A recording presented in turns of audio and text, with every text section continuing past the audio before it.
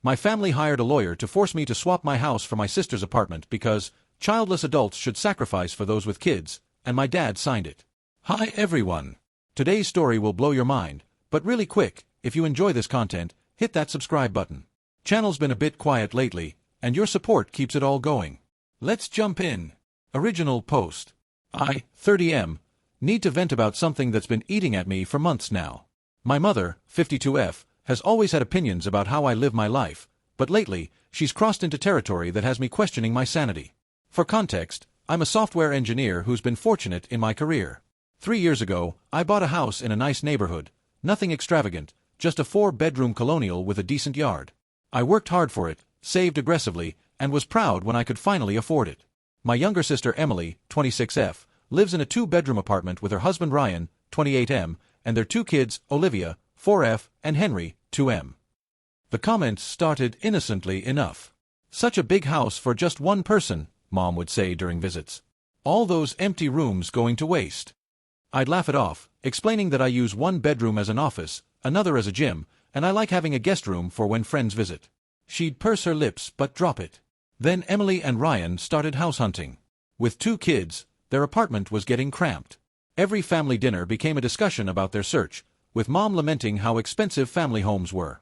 It's such a shame, she'd say, looking pointedly at me, that young families can't afford the space they need while single people live in houses meant for children.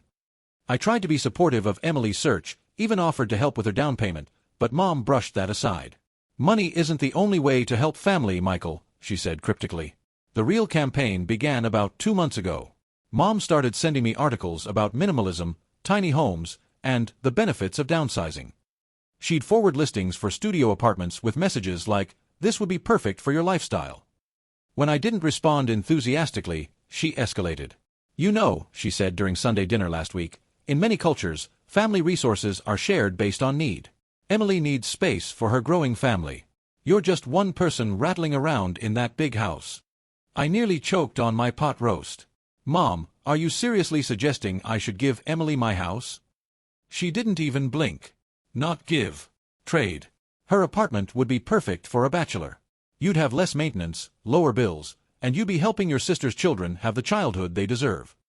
Emily looked uncomfortable but didn't disagree. Ryan suddenly became very interested in cutting Olivia's food. "I worked for years to buy my house," I said, trying to keep my voice level. "I'm not trading it for a 2-bedroom apartment." "Families should support each other," Mom replied. "When you have children of your own, you'll understand the sacrifices parents make. Emily and Ryan are sacrificing every day for their children." "What sacrifices are you making?" I pointed out that I'd offered financial help, that I babysit regularly, that I'm always there when they need me. But apparently, none of that counts because I'm living in family housing as a single man. The drive home, I kept replaying the conversation. Am I being selfish? I don't think so. I bought my house fair and square. I maintain it well.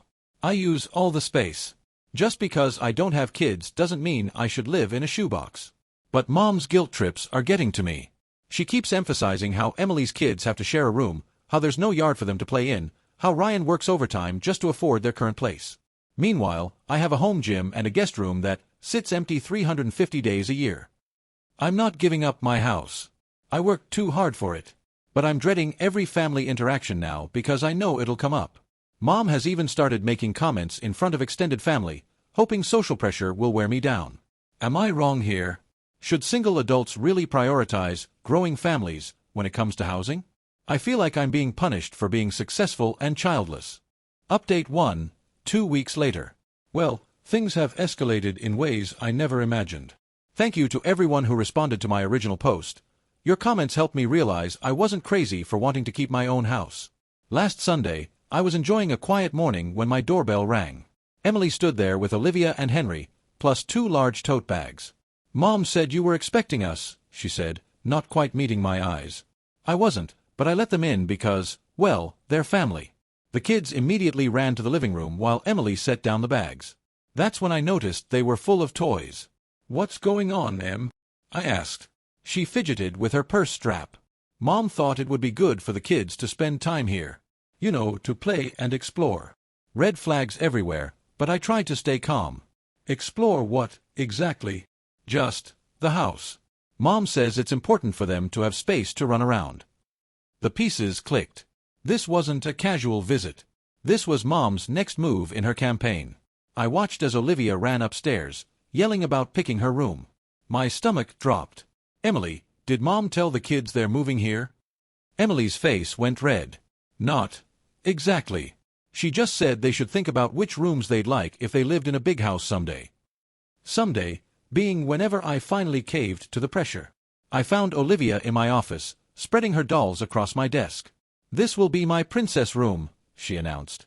Henry was in the gym, fascinated by the exercise equipment he definitely shouldn't be touching. "Emily, we need to talk," I said, ushering the kids back downstairs with promises of juice boxes. Once they were settled with a cartoon, I confronted my sister.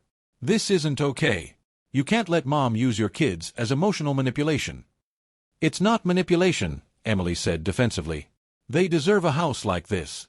Do you know how hard it is to raise 2 kids in a 2-bedroom apartment? Olivia asks why she can't have her own room like her friends. Henry needs outdoor space to run around. You have all this, and it's just you." "It's mine," I said firmly. "I bought it. I pay for it. I maintain it. Being single doesn't mean I deserve less." "Must be nice," she muttered. "Some of us have responsibilities." That stung. "I offered to help with your down payment. You refused. Because Mom said." She trailed off. "Mom said what?" Emily sighed. "She said accepting money would just enable the unfair situation. That the real solution was already obvious." My phone buzzed. A text from Mom.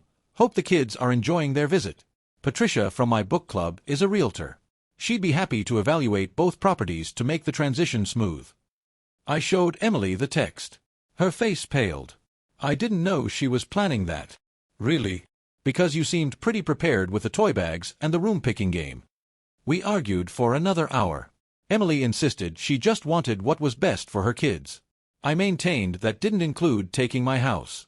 She accused me of being selfish. I accused her of being entitled. The kids, oblivious, had spread toys throughout my living room and were pretending the couch was a pirate ship.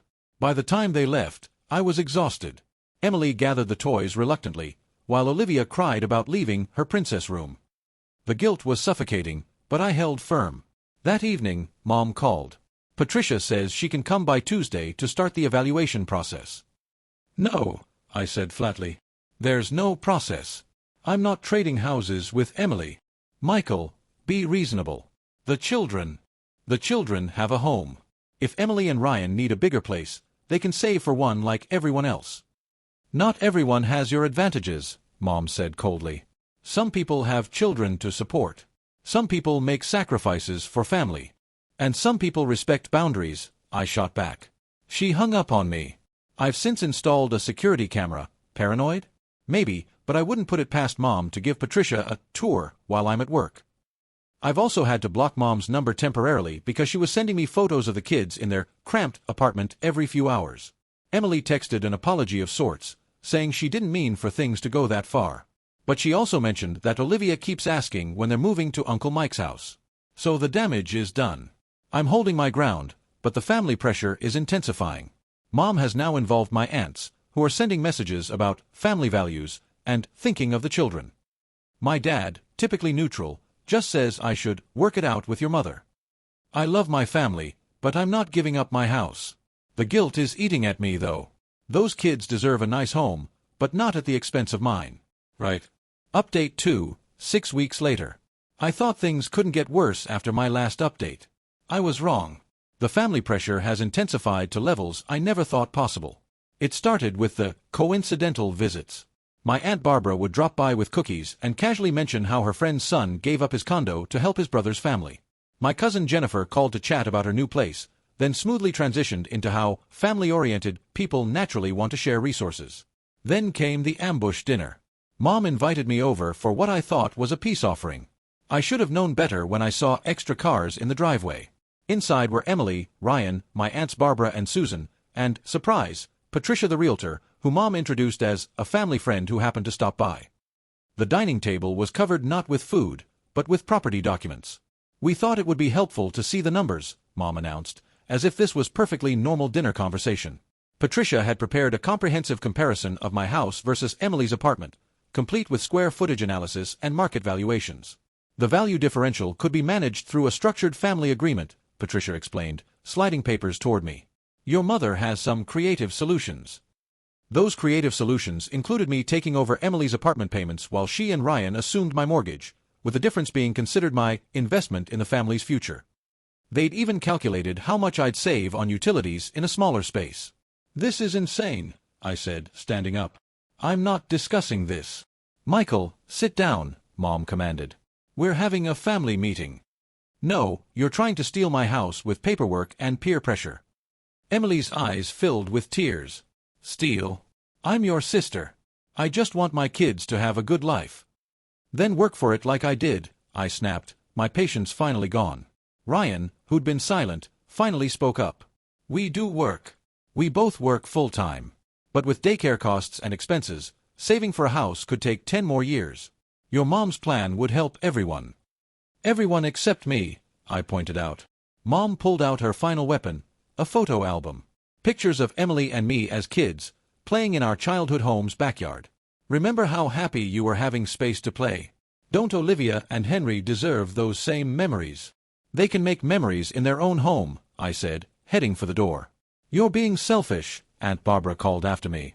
Family means sacrifice. No, I turned back. Family means respect. And none of you are respecting my decision. I left to a chorus of disappointment and Emily's tears. The next day, Mom started her social media campaign. Nothing direct, just posts about the importance of family support and articles about multi-generational wealth sharing. Her friends commented things like, some people understand family values, and children should come first. Emily posted a photo of Olivia and Henry playing in their cramped shared room with the caption, making the best of what we have, 2 hearts. The comments from family members were clearly aimed at me. I had to mute most of my family on social media. Then came the flying monkeys. Family friends I hadn't heard from in years suddenly reaching out to catch up before mentioning they heard about the situation. The worst part? I started doubting myself. Maybe I was being selfish. Maybe a good brother would sacrifice his comfort for his sister's family. The guilt was consuming me. I decided to see a therapist. Dr. Martinez helped me understand that I wasn't crazy. Your house isn't just property, she explained. It represents your achievements, your hard work, your autonomy. Your family is trying to guilt you into giving up more than just real estate. She was right. This wasn't about square footage. It was about Mom's belief that my life choices were less valid than Emily's. That being child-free meant I deserved less. That my success was something to be redistributed rather than celebrated. I wrote a family email making my position clear. I would not be trading houses. I would no longer discuss the topic. Any future attempts to pressure me would result in limited contact. I offered again to help Emily with a down payment, no strings attached. Mom responded with a single line, I'm disappointed in the man you've become. Emily didn't respond at all. Ryan texted privately to say he understood and had never been fully comfortable with the plan, but Emily was desperate and Mom was persuasive. The family divide was official. Team Emily, Mom, aunts, various cousins, versus Team Mike, me, and surprisingly, my dad, who finally spoke up to say the whole thing had gotten out of hand. I installed more security cameras after Mom mentioned she still had a spare key from when I first bought the house. I changed the locks and got a video doorbell. Maybe excessive, but her "Patricia could evaluate while you're at work" comment haunted me. Work became my refuge. Home felt tainted by the constant reminders of what my family thought I should sacrifice. The guest room I'd once enjoyed now felt like an accusation. The gym seemed indulgent. Even my office felt like wasted space that could house a child. But I pushed through. This was my house, bought with my money, maintained with my effort. I refused to let guilt make me give it up. Things went quiet for a few weeks. I hoped the storm had passed. I should have known Mom was just regrouping. The next update will explain how she went nuclear. Final update, 4 months later. I've debated whether to write this final update for weeks. Part of me still can't believe it happened. But I think others need to know how far some families will go when they believe they're entitled to your success. After my email, there was radio silence for about a month. No guilt trips, no surprise visits, no flying monkeys. I started to relax, thinking they'd finally accepted my decision. I even reached out to Emily about having the kids over for a movie night, trying to salvage our relationship. She declined politely but coldly. Then, on a Tuesday afternoon, I received an email from a law firm. The subject line, Proposed Family Property Agreement, Mitchell Family. My hands shook as I opened it. It was a formal legal document, professionally drafted, outlining a family property optimization plan. In essence, it was a contract for me to transfer my house title to Emily and Ryan in exchange for assuming their apartment lease, with various conditions and payment structures to ensure fairness. But that wasn't the shocking part. The document was signed by my mother, Emily, Ryan, and, this is what broke me, my father. According to the cover letter, the family had collectively agreed this was the best solution and had pooled resources to have it professionally drafted. They presented it as a done deal, just needing my signature to proceed. I called my dad immediately. "How could you?" was all I managed. He sighed heavily. "Your mother, she's been relentless. The whole family is in chaos. Emily cries every day about the kids. Your mom hasn't been sleeping. I just thought if we made it official, with legal protections for everyone." "You thought I'd cave if you ganged up on me with lawyers?" "It's not ganging up. It's trying to find a solution that works for everyone. Everyone except me. You'd have the apartment." I hung up. I couldn't believe my father, who'd been my only ally, had betrayed me. The document included a deadline. I had 2 weeks to sign, or they would pursue other options. I had no idea what that meant, but I immediately called my own lawyer. Jessica, my attorney, reviewed the document with barely concealed shock. "This is unusual. They're essentially trying to guilt you into a property transfer with legal window dressing. None of this would hold up if you don't sign willingly." "What about the other options they mentioned?" She frowned. "Empty threat, probably. Though they could try to make a case for undue influence when you bought the property, claim you promised to help family, or argue some kind of constructive trust. It would be nonsense, but they could make your life difficult." That's exactly what they did. When I formally declined through my lawyer, Mom escalated beyond anything I imagined. She started calling my employer, telling HR I was having a family crisis and might need support. She contacted my homeowners association with concerns about whether I was maintaining the property properly, given the family situation. But the worst part was what she did to my reputation in our extended family and community. She started telling everyone I had promised to help Emily when I bought the house. That I'd said it was for the family's future, and was now breaking my word. She painted me as a cruel uncle who wanted his niece and nephew to suffer in poverty while he lived in luxury. The narrative spread like wildfire. I started getting messages from high school friends asking if I was really evicting my sister.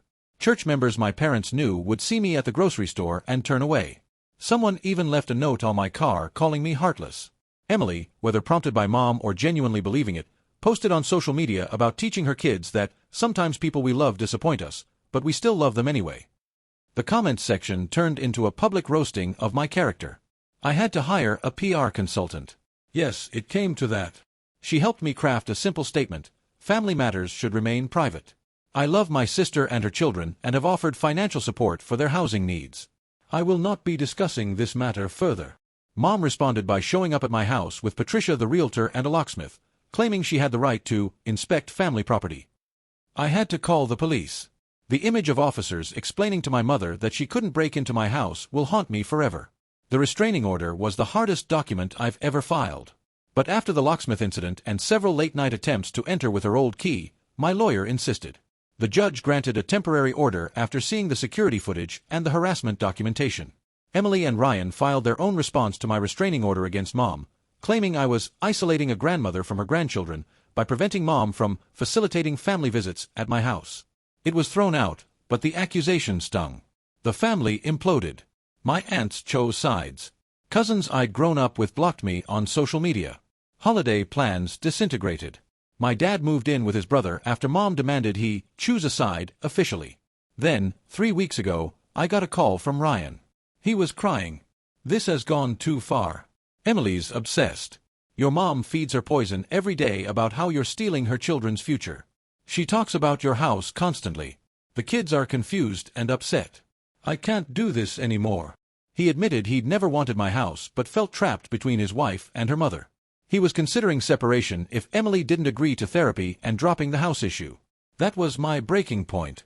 I reached out to Emily directly, offering to pay for family counseling and a substantial down payment on a house. Not mine, but any house they chose. The only condition was that Mom couldn't be involved in the process. Emily accused me of trying to buy her silence and destroy her relationship with her mother. She claimed I was jealous of her family and trying to isolate her. The conversation ended with her screaming that I was dead to her until I did the right thing. So here I am. I still have my house, but I've lost my family.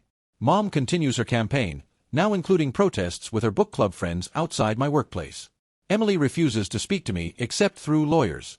Dad calls occasionally, broken and apologetic but unable to stand up to Mom. Ryan filed for separation and is staying with his parents. The kids are the real victims. Olivia asked Ryan why Uncle Mike doesn't love them anymore. Henry has developed anxiety issues.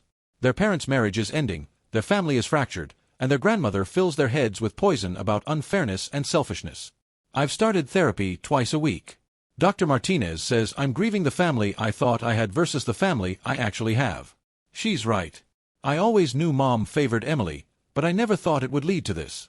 I never thought my success would be seen as something to be redistributed rather than celebrated. The house feels different now. Every room carries the weight of what it cost me.